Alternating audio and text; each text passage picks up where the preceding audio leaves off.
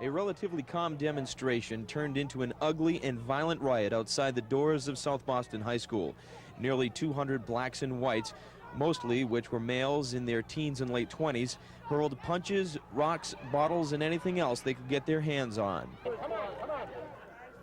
For nearly 15 minutes, Boston police tried to gain control of the situation, but it wasn't until several people were hurt. One person who was rushed to the hospital was a Boston undercover police officer. He was thrown to the pavement when he attempted to stop a white male in his early 20s from charging a group of black men. The incident began only hours after school started.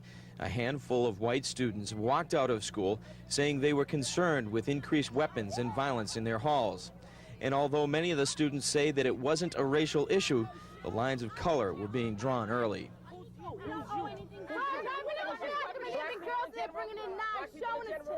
When we in the bathroom and stuff, they be talking crazy trash. They be like on the back of the school and stuff, and in the school, they be writing niggas and apes and niggas suck, a whole bunch of stuff. Since last Thursday, kids have been very troubled that their school has been portrayed in what they view as a somewhat negative manner, and they're bothered by it because they care about school. One teacher who did not want to be identified said although he wasn't scared, he did say the situation at the high school is getting pretty bad. Say they should do is give them 10 minutes, either to go back into school in their classroom, better to send them home. Many didn't go home. Instead, Boston Mayor Raymond Flynn and Police Commissioner Mickey Roach tried to quell the situation by asking the students back into the school to try to talk things out.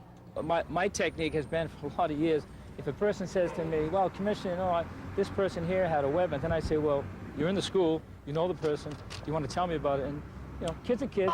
Unfortunately, the talking technique apparently failed as the school emptied out and the riot erupted. Again, sadly, there are students that are getting lost in all this mayhem, and those are the ones who want to try to get along and get an education.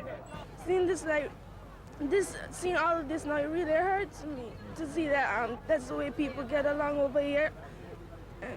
Does it scare you? Yes, it does. Who wouldn't be scared? Doug Meehan, New England Cable News, South Boston, Massachusetts.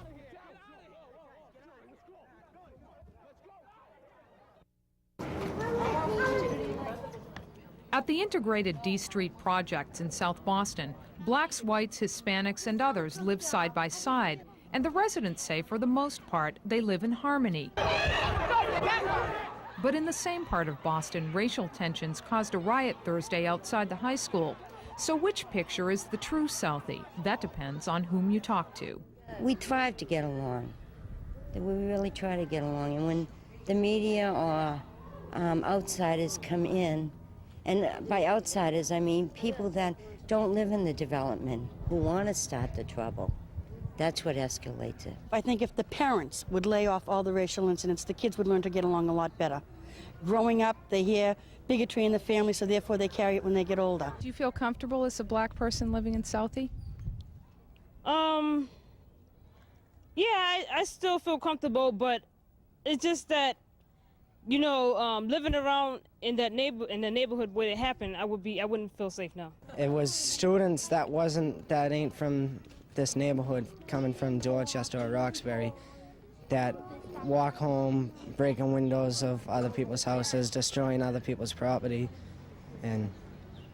You think that's what they do, the students that come from the other parts of the city? Yeah, most of them, when they standing on the bus stop, getting on the bus, they break windows and they break lights.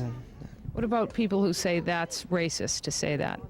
Well, it's true. You know, it's not really a problem. It's just a little bit of people that's in it that does it. But as far as everybody's respectable and they're nice. How's it going? Good, thanks. Good, buddy. South Boston's image is also on the minds of leaders, from Boston Mayor Ray Flynn, a Southie native, to Bernard Cardinal Law.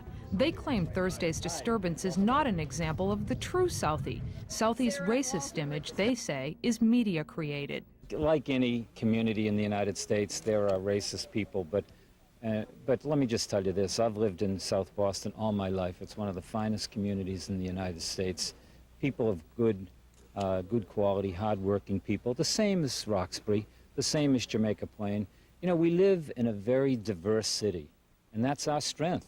To nationally suggest that this is Boston, I'm saying that's what disturbed me, that's irresponsible on the part of those who would suggest that. And the word riot, how can a few rocks thrown by people on the outside and children running, you're right. In terms of seeing this as a unique problem to one section of the city, I think that's clearly not the case. And as community leaders ponder Boston's future, tensions are still high among those who took part in Thursday's disturbance.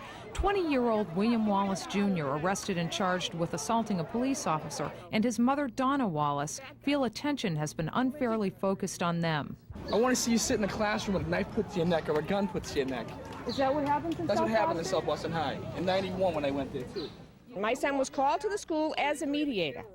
He worked with the captain of the police department, the mayor of Boston, the principal of the school, to help mediate the problem, which he was doing. Superintendent Harrison Jones told us she has no knowledge of Wallace being asked to act as a mediator. Wallace is a full-time security guard who graduated from South Boston High in 1991.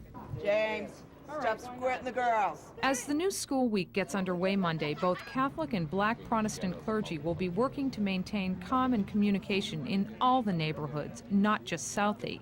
Audrey Laganis, New England Cable News, South Boston, Massachusetts.